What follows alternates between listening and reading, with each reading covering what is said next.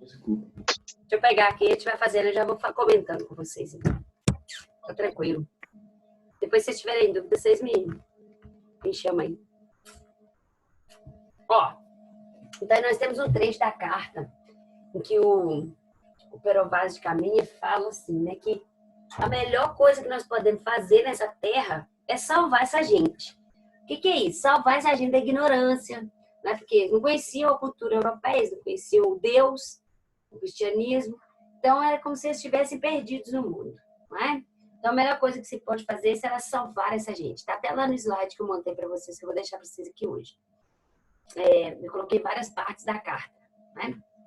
Então, ele fala assim, olha, essa terra, Senhor, me parece que da ponta que mais contra o sul vimos, até outra ponta que contra o norte vem, de que nós, deste ponto, temos vista, será tamanha que haverá nela bem 20 ou 25 léguas por costa. Tem ao longo do mar, em algumas partes, grandes barreiras, algumas vermelhas, outras brancas. E a terra por cima toda chã e muito cheia de grandes arvoredos. De ponta a ponta é tudo praia redonda, muito chã e muito formosa. Nelas até agora não podemos saber que haja ouro nem prata, nem coisa alguma de metal ou ferro, nem lhe ouvimos. Porém a terra em si é de muito bons ares, assim frios e temperados como os de entre Douro e Linho. Águas são muitas, infindas, e em tal maneira graciosa que, querendo aproveitar, dar-se-á nela tudo por bem das águas que tem. Perovaz de Caminha, a carta. Olha só. Primeiro aqui que ele fala que... ele fala das falésias, né? São as mesmas falésias que a gente vai lá na praia e a gente encontra. Quando ele fala assim que tem algumas barreiras vermelhas, são as falésias mencionadas na carta de Perovaz de Caminha. São aquelas lá que a gente chega na praia e se depara com elas. Bastante bacana, né? Que o que ele falou por 500 e tantos anos está lá até hoje. Graças a Deus. Então, essas barreiras que ele fala são as falésias na praia. Outra hora, alguns penhascos, né? Mas ele está dando característica da terra. Vocês observam como que a terra, como que a carta é bastante descritiva, né? Aí ele fala que a terra é cheia de grandes arvoredos, tarará, tarará, beleza. Não sabe ainda se nós temos aqui ouro, prata ou algum metal precioso, mas ela é uma terra muito, parece que muito produtiva, digamos assim, né? Porque a missão deles, como eu falei, né? Portugal saía com a missão de levar a fé, o cristianismo. Mas não era só isso, né? A expansão marítima não era só para levar o cristianismo.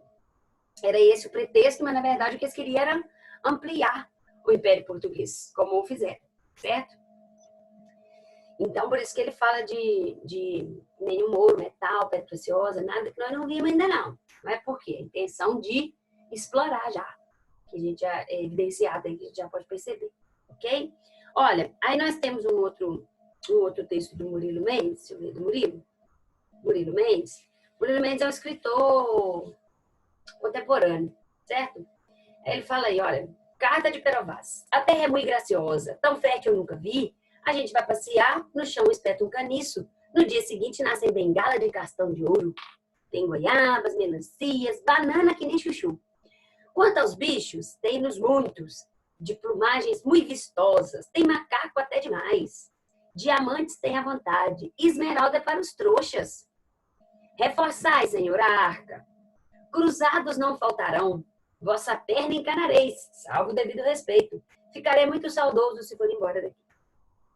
Ele já faz aí uma intertextualidade, até com Minha Terra Tem Palmeiras, onde canta o Sabiá Gonçalves Dias, né? O Murilo Mendes faz uma releitura aí, assim, um pouco bem humorada da carta, né? Bastante humorada, né? Mas ele vai ironizar algumas coisas também. Ele fala que banana que nem chuchu. Porque o Brasil é uma base tropical, bananeira é uma coisa nativa, né? Nasce aí pelo meio dos matos fora, banana. E principalmente na Mata Atlântica, né? Que é muito diversificada. Então ele vai falar aí, olha, no texto de Murilo Mendes, os versos, banana que nem chuchu, tem macaco até demais, e esmeralda para os trouxas, exprimem a representação literária da visão do colonizador de maneira irônica, né? Não é séria, não é ingênua, não é revoltada, né? Esse leal aí seria uma maneira mais real de mostrar, né? Sendo leal a realidade. Mas é uma Ô, maneira... Maria, Oi? onde é que tá a ironia? Hã? Uai, Onde é que tá a ironia? esmeralda para os trouxas. Ele tá ironizando, uai. Não entendi muito bem, não.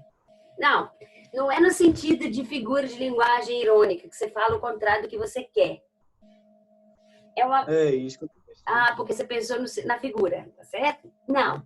É no sentido de ele ironizar que esmeralda é para os trouxas. Como assim esmeralda para os trouxas? Esmeralda é uma pedra preciosíssima. É porque dizer Ah, dele é o tá. seguinte, é que tem tanta riqueza que só quem é trouxa que vai querer esmeralda, porque o foco aqui é o ouro. Entende? Aham. Entendido? Como é que fica isso aí? Então, de uma maneira irônica, que ele mostra a visão do colonizador, ok? Depois, olha, nós temos outra questão sobre esses dois textos acima. A questão 2 fala o seguinte: os dois textos anteriores, representantes de dois períodos literários distantes, revelam duas perspectivas diferentes. Indique, olha, letra A, qual que é a diferença entre o texto original e o segundo em função da descrição da Terra? Ué, o Pero Vaz de Caminha, ele descreve a Terra em função das suas propriedades geográficas, das suas propriedades naturais, né? Como o clima, o tipo de planta, extensão territorial, o tipo de relevo e etc. Certo? Que faz 20, 25 léguas, lembra? Então, extensão territorial também. Nessa descrição aí, nós percebemos um certo deslumbramento perante a Terra, não é? O Novo Mundo era visto como a Terra paradisíaca, o paraíso, tá certo? Então, um deslumbramento diante dessa Terra recém-descoberta. Já na paródia do Murilo Mendes aí, ó, essa paródia do Murilo Mendes, ele já vai fazer assim uma descrição marcada pela tal da ironia, não é? E quando ele fala que assim, tem banana que nem chuchu, macaco até demais e esmeralda para os trouxas. Isso é uma ironia dele, porque quer dizer assim, que aqui o que tem de melhor não é esmeralda, tá certo? Então, é uma descrição baseada na ironia e no sentido assim, crítico também, tá certo? Por que crítico? Porque ele evidencia na carta o desejo de exploração. O Pero Vaz, né? Ele evidencia o desejo de exploração. Então, por que o Murilo Mendes faz essa paródia, assim, essa descrição dele já no sentido crítico? Porque ele deixa claro que o objetivo dos colonizadores é a obtenção de riqueza fácil. Entendeu? É essa a crítica que ele faz. Então, a descrição do Murilo Mendes ele faz uma crítica, né, aos colonizadores preocupados com o enriquecimento fácil, tá bom? Obtenção de riquezas fácil. Entendido? Então, a descrição do Pero Vaz de Caminha, né, é um deslumbramento com a nova terra, né, descreve a terra em função das suas propriedades geográficas, territoriais, como clima, relevo, extensão territorial, né? E já o Murilo Mendes faz essa descrição marcada pela ironia e pela crítica. Ele faz essa crítica aos colonizadores que querem conseguir obter riquezas de forma fácil. Certo? A letra B perguntou, olha, qual que é o período literário que corresponde a cada texto? Bom, a carta corresponde às manifestações literárias da época do Brasil, 500, né? De 1500 a 1601. Que é, então, chamado quinhentismo brasileiro, ou literatura de informação. Já o poema do Murilo Mendes é um poeta modernista, então pertence ao modernismo brasileiro. Ok? É aí que o Gabriel me perguntou semana passada como é que o quinhentismo cai. O quinhentismo cai assim, fazendo intertextualidade. O Oswald de Andrade, ele tem uma poesia que ele fala do dia que o português chegou no Brasil.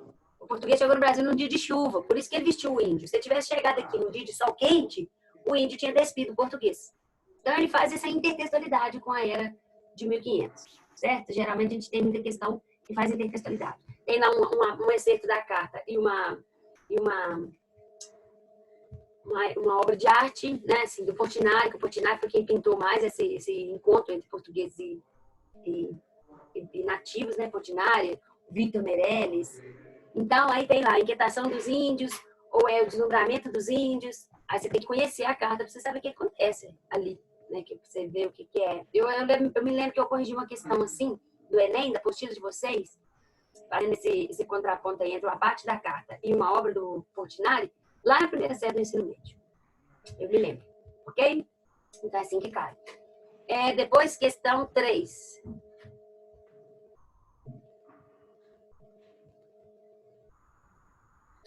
Questão 3.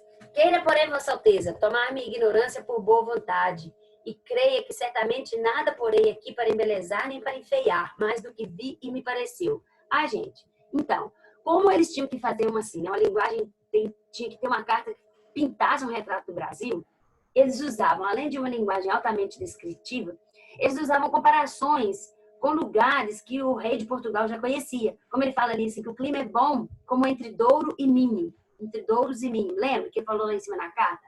Então, ele está fazendo uma comparação de um lugar, de uma possível região de Portugal, onde o rei conheça bem, para ele poder ter uma noção de como que é o clima, entendeu? Ah, o clima é gostoso, é tipo essa região aí, assim, que o senhor conhece, tipo isso. Entende? Então, ele faz a linguagem altamente descritiva e com comparações também. Certo? E logo que ele, Nicolau Coelho, começou a dirigir-se para lá, acudiram pela praia homens em grupo de 2, 3, de maneira que ao chegar ao batel, à boca do rio, já ali estavam 18 ou 20 homens. Eram pardos, todos nus, sem coisa alguma que descobrisse as suas vergonhas. Traziam nas mãos arcos e setas. Vinham todos rijamente em direção ao batel. Nicolau Coelho lhes fez sinal que pousassem os arcos. E eles assim fizeram. Texto 2. Quando a cavalgata chegou à margem da clareira, ali se passava uma cena curiosa. Em pé, no meio do espaço que formava a grande abóbada de árvores, encostado a um velho tronco decepado pelo raio, via-se um índio na flor da idade. Uma simples túnica de algodão, que os indígenas chamavam aimará, apertada à cintura por uma faixa de penas escarlates, caía-lhe dos ombros até o meio da perna, e desenhava o talhe delgado e esbelto como um junco selvagem. Sobre a alvura diáfana do algodão, a sua pele cor de cobre brilhava com reflexos dourados. Os cabelos pretos cortados rentes, a tez lisa, os olhos grandes, com os cantos exteriores erguidos para a fronte, a pupila negra, móvel, cintilante, a boca forte, mas bem modelada e guarnecida de dentes alvos, davam ao rosto pouco oval a beleza inculta da graça, da força A e meta da sua inteligência. era 100 mil. Fecha o áudio aí, galera. Tinha a cabeça cingida por uma fita de couro, a qual se prendiam do lado esquerdo 2 plumas matizadas, que, descrevendo uma longa espiral, vinham roçar com as pontas negras do pescoço. Rodrigo, bota o áudio aí, velho. Por favor.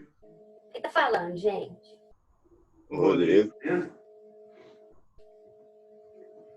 Galera, aqui nós temos nesse texto 2 um excerto de O Guarani, que é uma obra do romantismo brasileiro, fala do indianismo, né? Zé de Alencar com o Guarani, é lá a sua trilogia indianista, o Guarani, Iracema e o Birajara. E o Guarani, ele está mostrando aí como que esse índio é visto, né? É a idealização do índio, certo? O romantismo tem essa característica de idealizar tudo, né? Nós sabemos, idealização do amor, idealização da mulher, idealização da pátria, né? Não permita, Deus, que eu morra sem que eu volte para lá, sem que ainda viste a palmeira onde canta o sabiá. Idealização, fuga da realidade, né? Escapismo. Então, a gente percebe aí essa idealização do índio, gente. Que índio bonito que esse Zé de Alencar pintou aí. Fala a verdade. Sua pele cor de cobre brilhava com reflexos dourados, cabelo preto cortados rentes, não sei mais quem cortava esse cabelo, mas tudo bem. A tez lisa, os olhos grandes com os cantos exteriores erguidos. E a boca, cadê? A boca forte, mas bem modelada e guarnecida de dentes alvos. Então, assim, um índio até com hálito de hortelã, digamos assim, né? Porque é um índio idealizado, tá certo? Característica do romantismo brasileiro. O Guarani. O Guarani conta a história de um índio, o índio Peri, que casou-se com uma portuguesa chamada Cecília. Né? Depois nós vamos ver isso aí mais pra frente. Vocês já viram isso no passado, mas nós vamos rever depois. Olha, o conteúdo desses fragmentos e das obras das quais foram retirados permite afirmar: 1. As duas obras produzidas em diferentes situações cumprem diversa finalidade, apesar de focalizarem ambas o índio brasileiro. Tá, deixa eu ver, o foco da carta aqui também é o índio, deixa eu crescer. O índio, beleza. 2. O tratamento dado pelos autores à nudez do índio, encobrindo ou expondo, corresponde ao gênero das obras e ao objetivo com que cada uma foi escrita. Beleza. E aqui, em o Guarani, o índio já não está mais nu, né? Você viu que ele tem uma roupa ali que vai até a altura do joelho, presa por umas penas aqui no meio da cintura, que dá um ar de imponência para ele, né? Tá bem vestido. Tá vestido até de gala, né? Porque tá com um cocar na cabeça, um penacho bem bacana, certo? 4. As duas obras revelam formas peculiares de apresentação da realidade, fidelidade e idealização. Muito bem. Por que fidelidade na carta? Porque a carta altamente descritiva, ela tem que... Você vê que o próprio Pero Vaz de Caminha fala: meu senhor, eu não estou colocando nada aqui além do que eu vi, e nem tirando. Né? Tudo que eu estou colocando na carta é o que eu vi realmente. Ok? Então, fidelidade. E a idealização, porque aí já é uma obra de romantismo, né? Como eu falei, o índio é idealizado. O índio é forte, beleza, ele é mesmo. Ele é forte, ele é bravo, mas ele é idealizado, igual a Iracema, do Zé de Alencar também, né? O seu como é que é? Lá longe, o seu pé nu, gracioso, mal roçando das pequenas plumagens. Que pé nu, gracioso? Pé não pode ser gracioso. É de uma índia que anda pelas matas virgens. É? E nem a baunilha recendia no bosque como seu hálito perfumado. Baunilha é um trem cheiroso, né, galera? Nem a baunilha era tão perfumada quanto o hálito da Iracema. Então, é a idealização da Índia Iracema. Ela não tinha colgate lá para usar. Então, como é que esse hálito dele era tão perfumado? Entendido? Mas a gente não procura fidelidade real aí, verossimilhança, né? Idealização. Ok? Então, tá certo isso aí. 8. Empenhado em destacar a figura do índio em sua relação com o homem branco, Alencar, nesse livro, deixa de evidenciar o seu gosto pelo paisagismo. Não, aí ele fala da paisagem brasileira.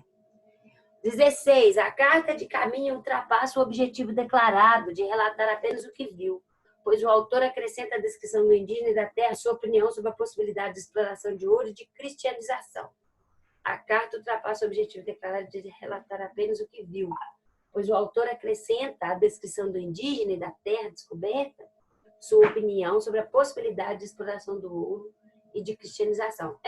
Ele fala isso realmente, né? Porque ele fala assim: ó, ainda não vimos nada que nós possamos explorar, mas o melhor que se pode fazer é salvar essa gente, né? Ou seja, a cristianização. Ok? 23 até agora. O índio, na obra de Alencar, apesar de apresentado como leal e forte, não é caracterizado como herói por lhe faltarem qualidades intelectuais e morais. Não. Isso aí não é verdade, porque o índio, ele assimila os valores do cavaleiro medieval. Vocês já viram isso aí ano passado. O índio, ele assimila os valores do cavaleiro medieval. Por quê? Gente, na Europa, quando o romantismo aconteceu, a Europa busca... qual que é a característica principal da escola romantismo? Não é valorização do que é brasileiro, não é ufanismo, não é valorização exacerbada de tudo que é brasileiro. Nosso céu tem mais estrela, nossas várzeas têm mais flor, nossos bosques têm mais vida, nossa vida mais amor. Olha o nossa. Né? Essa anáfora, que é essa repetição dessa primeira palavra em todos os versos, é uma figura de linguagem que é a anáfora. Essa anáfora, ela representa esse sentimento de coletividade e patriotismo, tá certo? Então, lá na Europa não foi diferente, foi um sentimento de nacionalização, né? De ufanismo.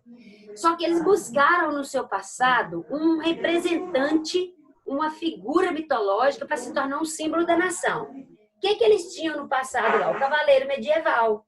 Lembra do cavaleiro medieval que nós falamos na aula sobre as cantigas, do Renascimento, da novela de cavalaria, do humanismo? Então, esse cavaleiro medieval era aquele cara forte, honrado, cheio de bons modos, não é? Um cavalheiro, né? Não é só um cavaleiro medieval, é um cavalheiro, um gentleman, um Dom Juan. E aí, esses valores de honradez foram encarnados no índio brasileiro. Porque o que era o nosso passado histórico? Nós temos que montar um mito nacional. O que nós vamos pegar? Português não pode, porque não é daqui. Veio para cá.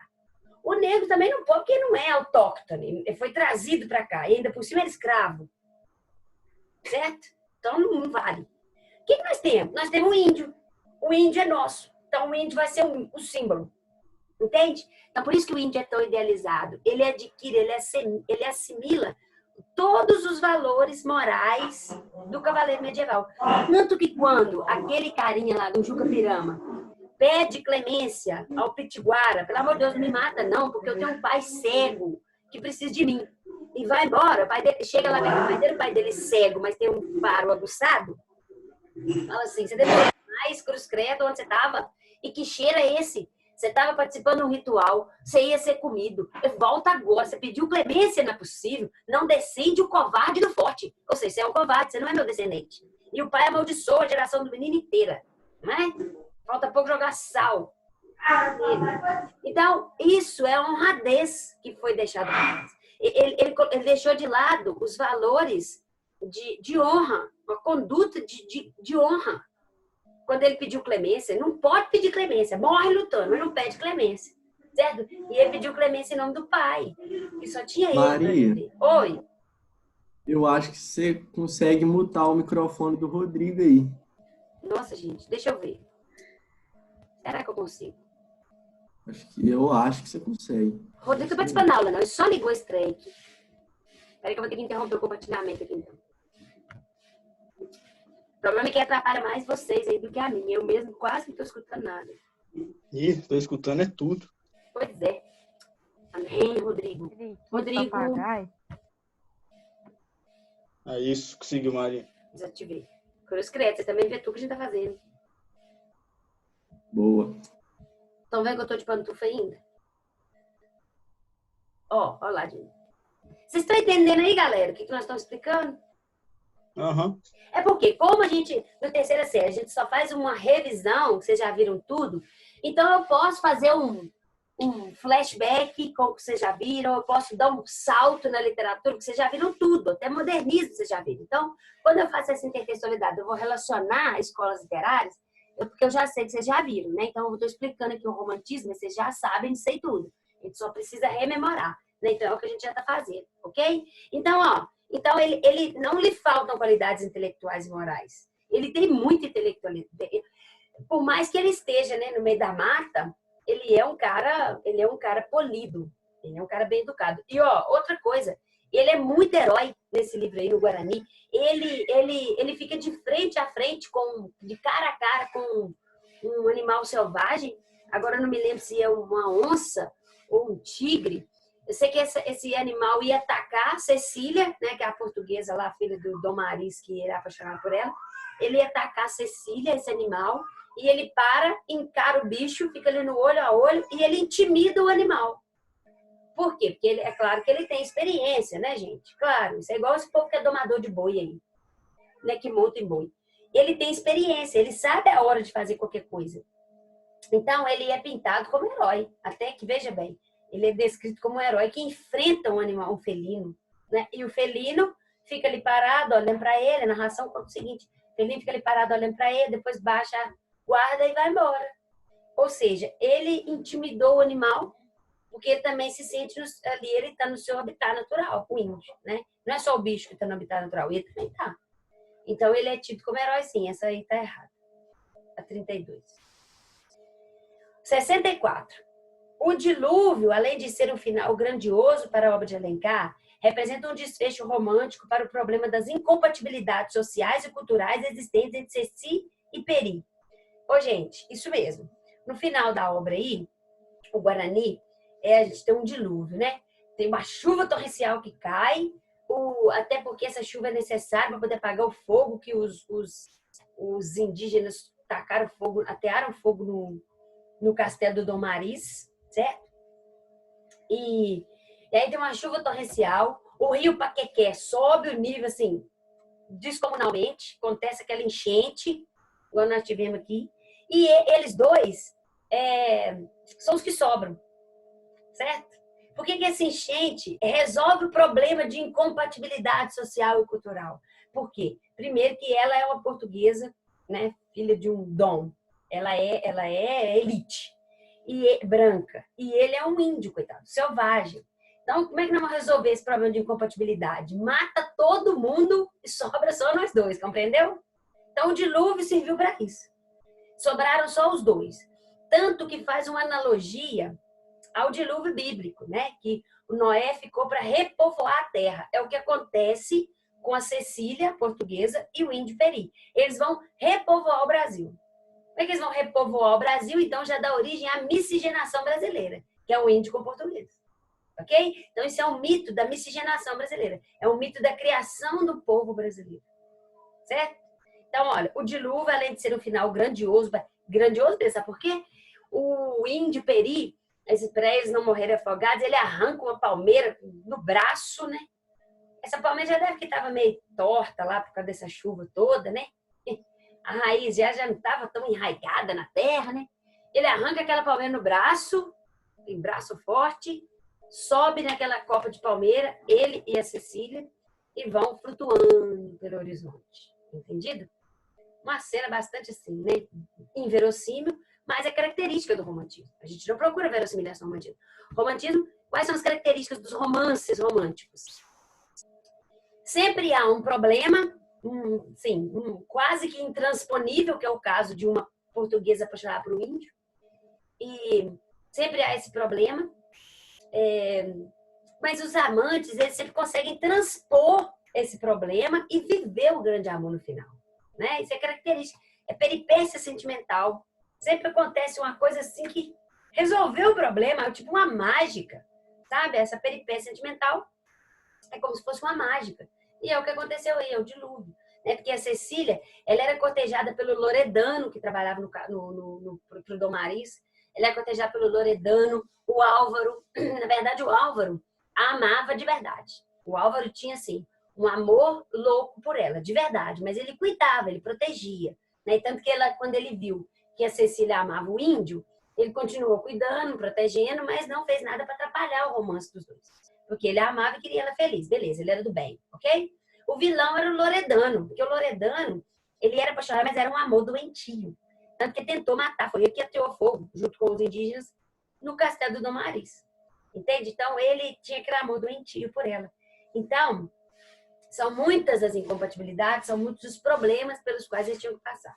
Então, esse dilúvio aí, além de final grandioso, representou um final romântico para os problemas de incompatibilidades sociais e culturais, ok? E também o outro problema de incompatibilidade cultural é que uma pessoa aí do castelo de Dom Maris matou uma índiazinha da tribo do Peri, certo?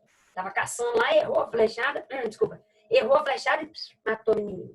Então isso, olha a encrenca que arrumaram, né? E aí no decorrer da história, o índio Peri, ele vai morar, ele sai da Taba, né? Que é o lugar que ele mora lá numa aldeia chamada Taba. Ele sai de lá e vai morar num lugar mais próximo da Cecília. Ou seja, já está abandonando o seu povo, abandonando seus costumes em nome de um capricho português. Ok? Em nome de um amor. Ok? Beleza? Entendido? Então, o que deu a soma aí? 64 mais 16 mais... Deixa eu ver. A 1, a 2 está certa. A 4. 1, 2, 4, 16. E 64. 1, 2, 4, 16, 64. Soma aí. 86, acho. 87. 86? Ih, então tá errado. Não, 87, velho. 87.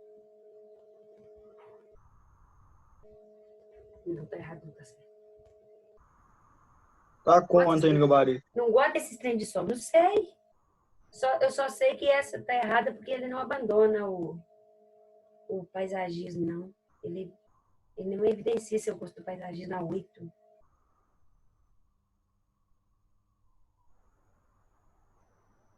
Ah, não, gente. O 32 tá errado, olha.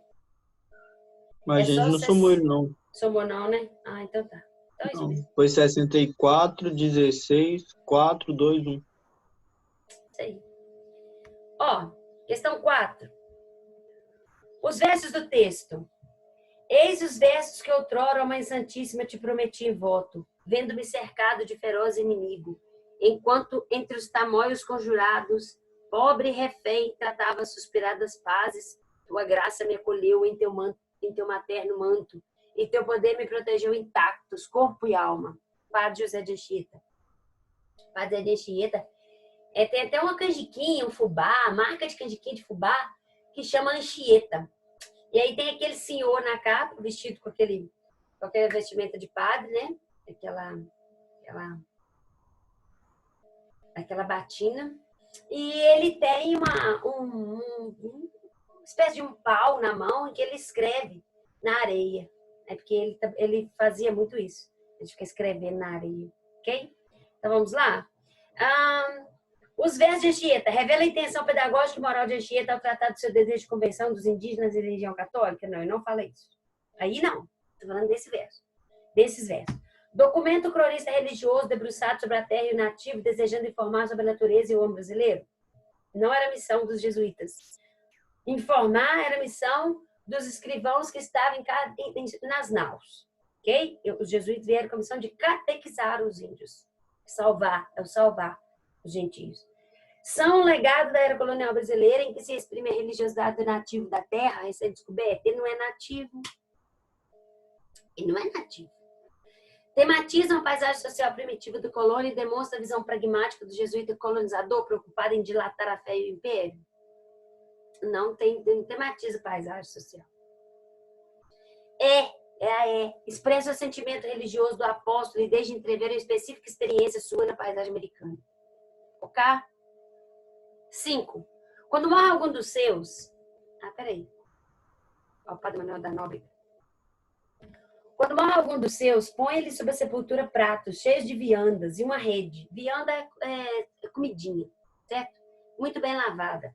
Isso porque creem, segundo dizem, que depois que morrem, tornam a comer e descansar sobre a sepultura. Deitam-nos em covas redondas e, se são principais, fazem-lhes uma choça de palma. Aquela coroa que a gente trabalha hoje, né? Nos velórios. A coroa. Uma choça de palma. Observa que as coroas, a matéria-prima básica da coroa é a palma. Certo? Não tem conhecimento de glória nem inferno. Somente dizem que depois de morrer vão descansar a um bom lugar. Qualquer cristão que entre em suas casas, dão-lhe a comer do que tem e uma rede lavada em que durma. São castas as mulheres a seus maridos. Padre Manuel da Nóbrega. Estou explicando os costumes indígenas. Tá certo? A função dele aqui foi explicar o costume indígena. Qualquer pessoa que chega na casa, eles dão de comer, dão uma rede limpinha para dormir. Né? Número 5. O texto escrito no Brasil colonial pertence a um conjunto de documentos de tradição histórico-literária brasileira, cujo objetivo principal era apresentar à metrópole, Portugal, as características da colônia recém-descoberta. Já antecipa pelo tom grandiloquente de sua linguagem a concepção idealizadora que os romanos brasileiros... Não antecipa. A linguagem não é grandiloquente. Não tem isso de linguagem que engrandece nada. É exemplo de produção tipicamente literária em que o imaginário renascentista transfigura os dados à realidade. Não tem imaginário renascentista. É exemplo característico do estilo Arcade, na medida que valoriza poeticamente o bom selvagem, motivo recorrente da literatura brasileira do século XVIII. Não. Arcadismo só depois, 1700. Insere-se no gênero literário específico, introduzido nas artes americanas por padres jesuítas com o objetivo de catequizar os índios? Não. Não, esse texto aí não tem objetivo de catequizar os indígenas. Então, alternativa A. O texto acima vai responder a questão de baixo. O texto tematiza aspecto sociocultural do Brasil, reaproveitado por Oswald de Andrade na conhecida frase to be or not to be, that is the question. Ou to be or not to be. Por quê, gente? Voltamos aqui de novo à intertextualidade, Gabriel Gomes, que os modernistas fizeram com a carta, com tudo que era do quinhentismo. Por quê? Porque o modernismo não tinha essa característica de pegar o que é brasileiro e valorizar o que é brasileiro, certo? Valorizar o que é brasileiro e exportar o que é brasileiro. Tanto que o Oswald de Andrade tem uma fase chamada de poesia para o Brasil, porque é a poesia para o mundo que ele escreveu. Como o pau-brasil foi levado, a poesia dele também seria, entendido? Então, aí o modernista vem e tem uma frase, ele inventou nessa frase, né? Tupi or not tupi. o to be do inglês virou o nosso tupi, porque é o original nosso, ok? É o nosso por direito, né? É autóctone, ou seja, é daqui. Tupi ou não tupi? Eis a questão. Presente no Manifesto Antropófago. Considerando o contexto da vanguarda brasileira no início do século XX, pode-se dizer corretamente que o trocadilho feito pelo escritor modernista, considerando o contexto da vanguarda brasileira no início do século XX. O contexto era esse, como eu falei. Né? Eles queriam pegar tudo que era... Às vezes até pegar algo que vinha de fora, mas deglutir aquilo ali e transformar em coisa brasileira. Certo? Não ficar só se alimentando de coisa do exterior, mas transformar a coisa numa coisa brasileira. Tá certo?